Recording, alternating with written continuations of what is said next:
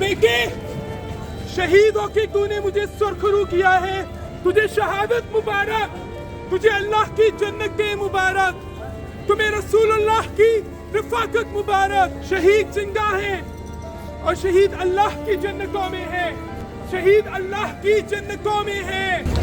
ऐ मुसलमानों, ऐ अरब और अजम के लोगों, हम मरते रहे, तुम कूफियों की तरह हमें देखते रहे, हमारे घर तबाह कर दिए गए, हमारे बच्चे भूख से तड़पते रहे और तुम लोग सोते रहे। किस मुंह से रोजे कयामत जाओगे रसूलुल्लाह के सामने? कैसे उनका करोगे सामना? तुम कितने अच्छे भाई थे। ये मेरा भाई सो रहा है, मेरा भाई सो रहा है, मेरा भाई सो रहा है। मैं अब किसके साथ खेलूंगा? मैं अब किसके साथ खेलूंगा? मेरा भाई चला गया। अल्लाह अल्लाह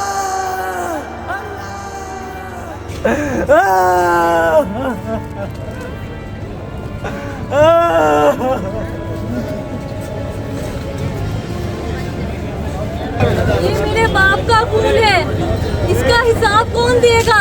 ऐ शहीदों, जब तुम रसूलुल्लाह से मिलो तो मेरा सलाम अर्ज करना और कह देना कि उम्मत ने गाज़ा वालों को करबला में हुसैन की तरह तन्हा छोड़ दिया, उम्मत ने गाज़ा वालों को पीठ दिखा दी।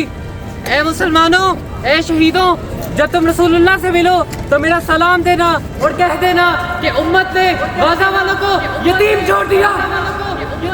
कब तक ऐसे ही खामोश खुद बने खड़े रहेंगे और कब तक इसी खामोशी से इस जुल्मों पर बरियत को देखते रहेंगे?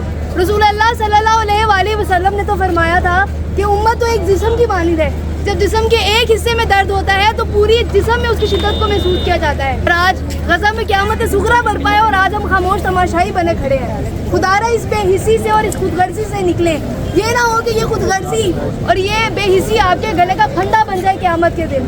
कहते हैं, जब हम उनको कहते हैं कि बॉयकॉट कर दो तो कहते हैं हम क्वालिटी पे कैसे कॉम्प्रोमाइज़ कर सकते हैं। हाँ, कॉम्प्रोमाइज़ क्वालिटी पे नहीं कर सकते, लेकिन कॉम्प्रोमाइज़ कर सकते हैं 29,000 शोहदा के खून पे, उन बच्चों की लाशों पे कि जिनके टुकड़ों को आज गज़ा के कुत्ते खा रहे हैं, उन माँ बहनों की इज्जतें पमाल की जा रही हैं। हाँ, उन इज्जतों पे हम कॉम्प्रोमाइज़ कर सकते हैं, हम 29,000 शोहदा के खून पे कॉम्प्रोमाइज़ कर सकते हैं, हम उस बाप के दर्द पे कॉम्प्रोमाइज़ कर सकते हैं कि जो अपने 6 साल के बच्चे के लाश के टुकड़े एक शॉपर में इकट्ठे करता फिर रहा था। तारा इस चीज़ से निकली है। ये खामोश खूफियों की तरह मत खड़े रहिए, खामोश खूफियों की तरह मत खड़े रहिए कि जो करबला में आले रसूल को कटता हुआ और ज़िबा होता हुआ देखते रहे, लेकिन उन्होंने जालिम के खिलाफ आवाज़ नहीं उठाई। यूसुफ अलैहिस्सलाम के भाइयों की तरह खुदगर्ज मत बने, गद्दार मत बने कि आज आपने गज़ा से इतनी ज़्यादा गद्दारी कर ली है कि आज हम सब लोग इस तरह से ज़िंदगी गुजारते हैं जैसे कुछ हो ही नहीं रहा है। मैंने बताया कि रसूलुल्लाह सल्लल्लाहु अलैहि वसल्लम कहते हैं कि उम्मत एक जिस्म की मानिंद है। आज अपना मुहासबा कीजिए कि आपको अगर गज़ा के लिए तकलीफ नहीं होती है तो क्या आप मोमिन की डेफिनेशन में पूरे उतरते हैं?